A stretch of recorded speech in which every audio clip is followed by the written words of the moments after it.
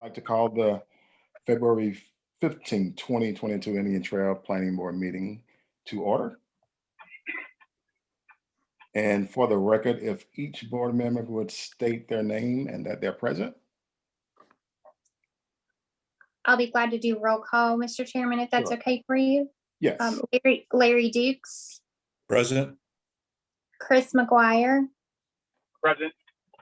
Cynthia Wiley, Present. Natanya Walton, Present. Travis Day,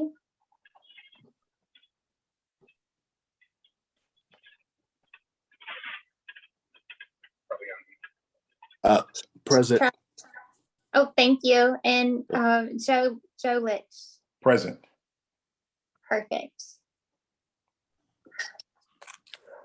All right, the next order of business is our minutes, approval of minutes from January 18th. Do we have any updates, changes, or deletion to those? And if not, we can get a motion to approve. To accept the minutes as are presented from our January 18th meeting. I second the motion. All right. Okay, So and let's do a roll call vote since we're on virtual, if that's okay. Sure. Larry Dukes. Present. Oh, well, you're just voting in favor of approval of the minutes. Oh, I'm sorry. Yeah, I approve. Thank you. Cynthia Wiley, I vote in favor to approve. Chris McGuire. I approve the minutes. Thank you. Natanya Walton, I approve those minutes. Travis Day,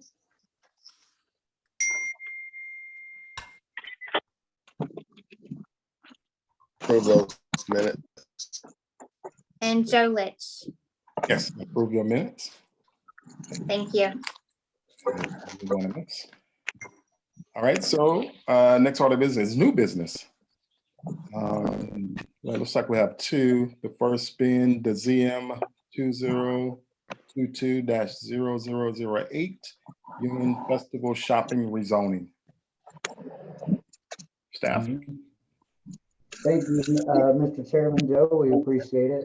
This one is a little bit easy for you guys tonight, so we're going to slide back into this with a quick introduction. It's good evening again, everyone. It's a zoning map amendment, ZN 2022-0008, and this is the Union Festival Shopping Center. I don't know if everyone's familiar with it. It's northeast corner of Indian Road and Indian Trail Road intersection. You've got New York Pizza there and a lot of Kathy's Coffee, a lot of good shops in that shopping center.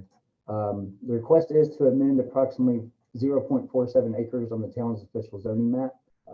We did find an error. It's currently zoned SF1, and so we're just trying to get that in line with the general business district zoning designation that's already in that area. Is very prevalent there in all of that intersection area, what we call the village center. Oops, sorry, I missed this.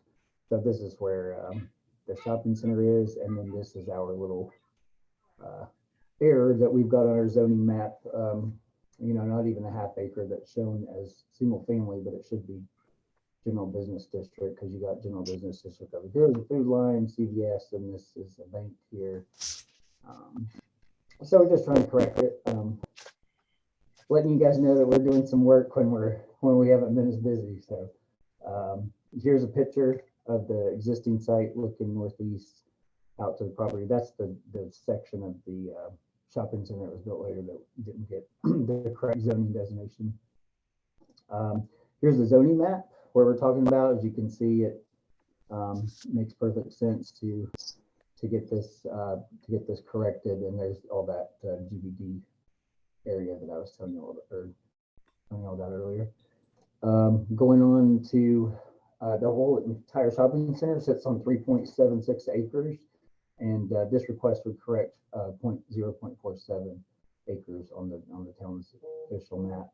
And it is to go from that zoning designation of single family SF1 to the general business GBD. So nothing will be changing. This is just to correct the map and prevent any future land use conflicts and any conflicts that would come about in the ordinance. And future land use map, which we'll go ahead and click on that. That shows you as existing commercial, and then future is supposed to be mixed use in that area because you are in the village center area overlay, which requires or encourages us to make sure we've got a mixture of uses.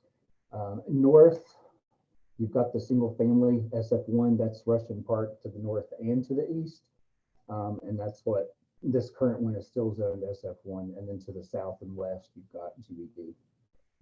I explained it earlier.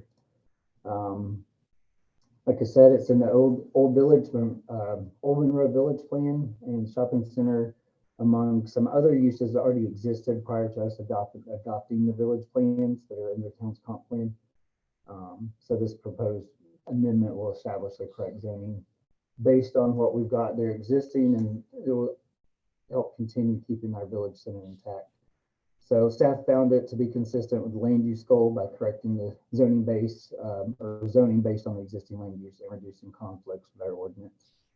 And it's also consistent with the economic development goal by supporting existing business with effective communication and community outreach.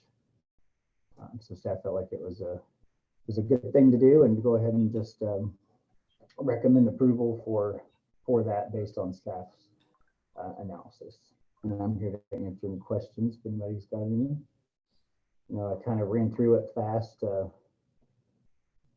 We thought it was short and sweet, so we just want to get it done and out to you guys, and we're here to answer any questions. I have a question. It looks like there is a home right behind the space that's outlined in red. It almost looks like there's a house on that next parcel. Is that the case? Is there a family, residential family there? You're correct. It is a single family home there. And what is the proposed use of that space? I know it's trying to get it to conform with the commercial, but is there a plan to add parking? Is there a need to usurp that space into the commercial zone for a particular use of some sort? No, ma'am, that is a good question to ask. This used to be, there was a miniature golf store, or I guess entertainment facility inside there on the corner. I think it's vacant currently right now. That went out during COVID. So this is just correcting the zoning layer, the zoning map. It's not going to really impact, parking or anything out there. The building's not going to change. The single family home next door that you were mentioning, that's not part of this request. That would, stay the same. If there was like an extensive use that came in there, say a nice sit down restaurant, we would maybe look at the parking that's out there to make sure that there's enough parking to accommodate that. But there is quite a bit of parking. So that's all they have to do.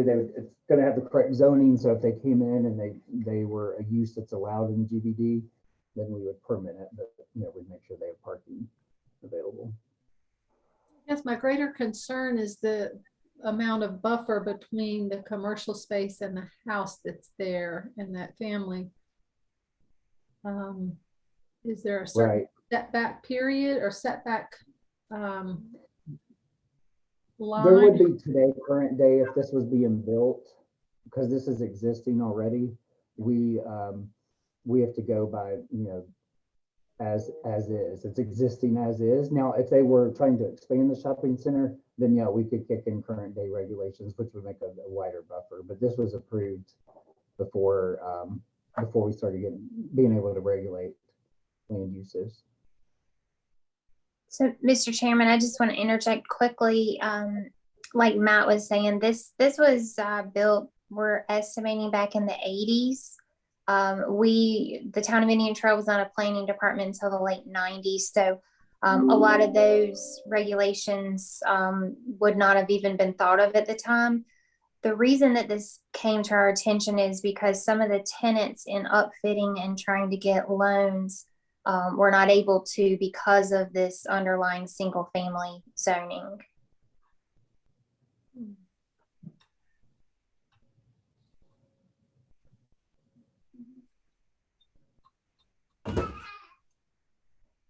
Any additional questions?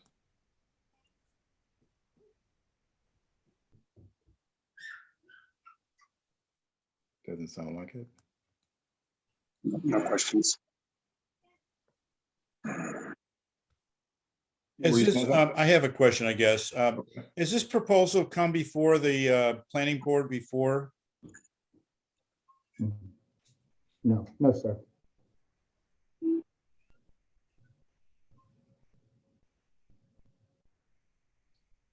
Matt, I'm sorry. I'm on a different computer tonight. Can you enlarge the aerial map just a little bit, please? I can't see it and I don't have my paperwork in front of me. I looked at that earlier. Matt, go to begin slideshow and it should be larger Yeah. for them, I think.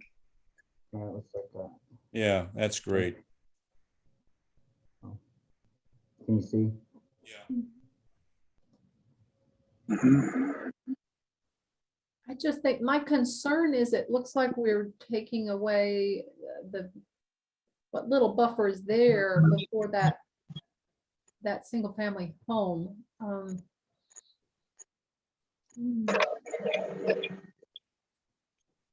Like I said earlier, nothing physical is changing on site. So that buffer will remain as is.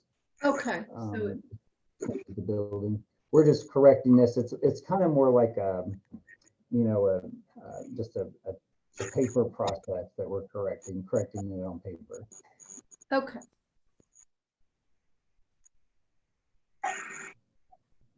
Does that make sense? Yep, I understand now. So you're not planning to enlarge or move anything back or pave that area. They'll still have that, I guess, 1, 2, 3, 4, 5, 6 trees before their property. Right. Right. This is more to help the existing business and the landowner and then the town as well, just making sure that we've got correct zoning and information out there and maps to reflect that. Okay. Yeah. Thank And, you. and Thank you. Cynthia, I agree. If it were coming to us today through like a conditional zoning, that's really, really close and no buffer on that residential. Yeah. Okay. All right. And we are voting on this, Brandy. You're going to do it. Yes, Mr. Chairman, that's correct. I'll do a roll call vote if you're ready to entertain a motion. Yes, we're ready.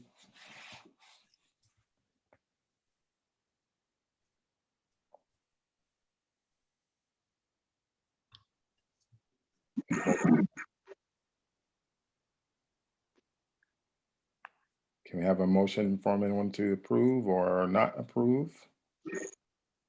Make a motion for the requested action for ZM 2022-0008 as presented for approval. I would second the motion as presented with the provision that this is not they're not going to build onto or go beyond that line and take away the green space that is a part of that residential home next to it. Okay. Roll call vote. Larry Dukes.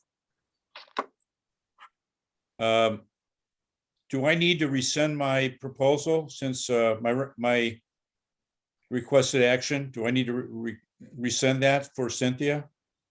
I think you're okay because this property is a legal non-conforming, and so everything that she captured in her motion would be captured under the current code where they're not allowed to expand or enlarge or increase because they are a non-conforming situation. So I'm comfortable with that if you are. Yeah, I'm fine. Okay, then I approve as the motion has been presented for approval. Thank you, sir. Cynthia Wiley, I approve. Chris McGuire, I approve motion. Natanya Walton, I approve the motion. Travis Day, I approve the motion. Joe Litch. Yes, I approve the motion. All right, looks like it's approved, unanimous. All right, so our next and final item tonight is proposed amendment to the Unified Development Ordinance, Chapter 7150 and Chapter 560 regarding vehicle sales requirements for multi-tenant structures. Yes, thank you, sir. So just a quick overview of this. Again, I feel like this one's fairly simple, but the story behind how this came up is we got a request for a automobile sales lot that was in a multi-tenant structure. And the gentleman was denied his permit based on section 7150 and chapter 560 of the ordinance that says, you know, we don't allow vehicle sales in multi-tenant structures. And then he came back and said, well, the gentleman that shares this building with me and is a part of this multi-tenant structure already has a license. How is that so? So we started digging and doing a lot of research.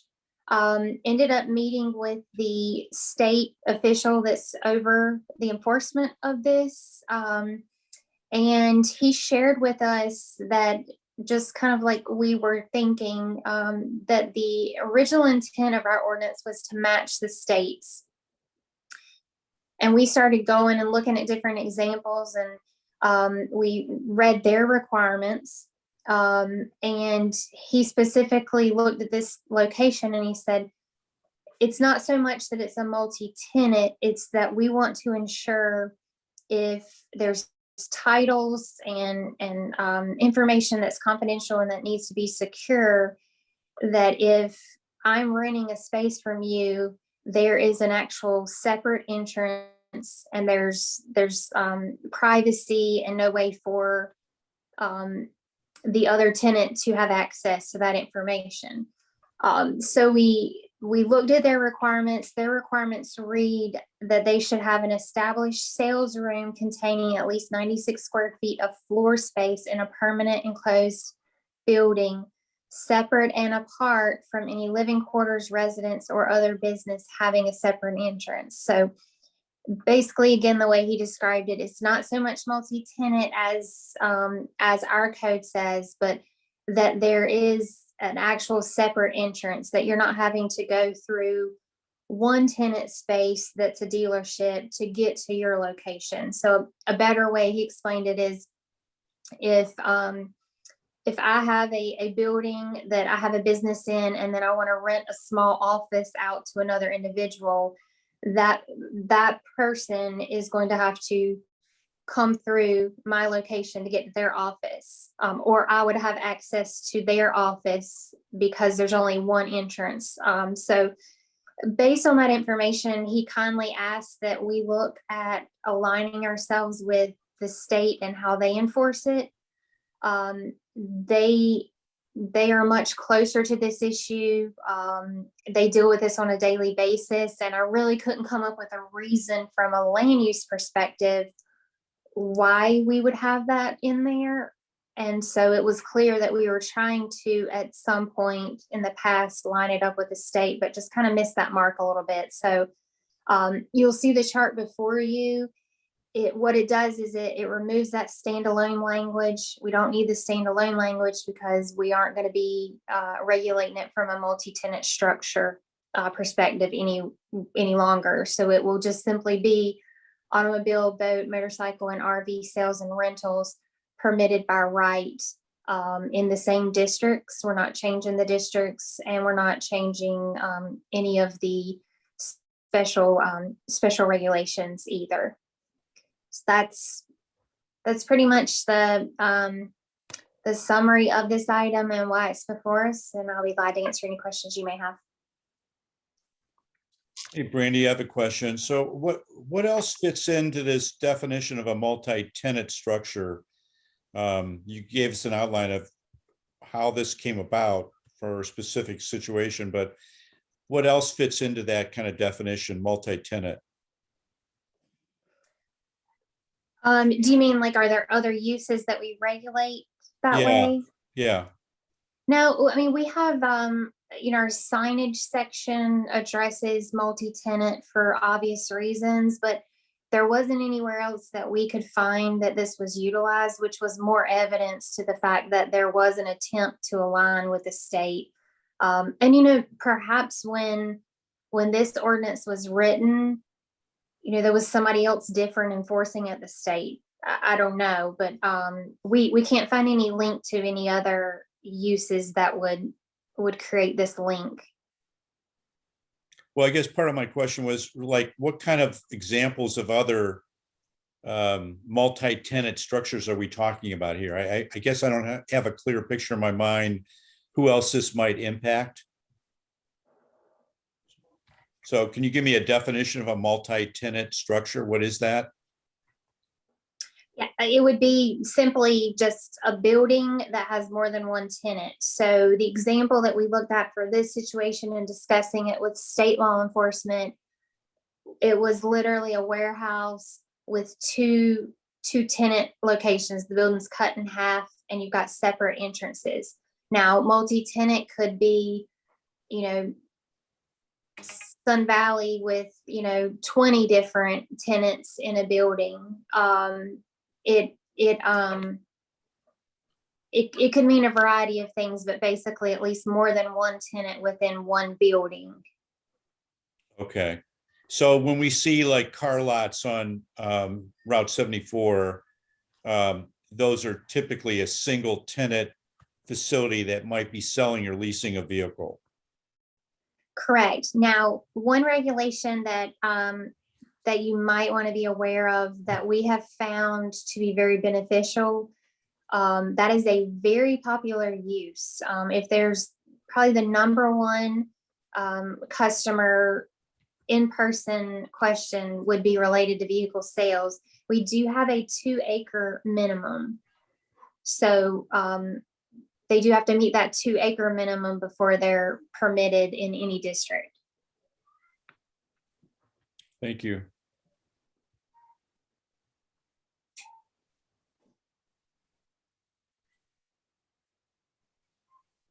Any additional questions?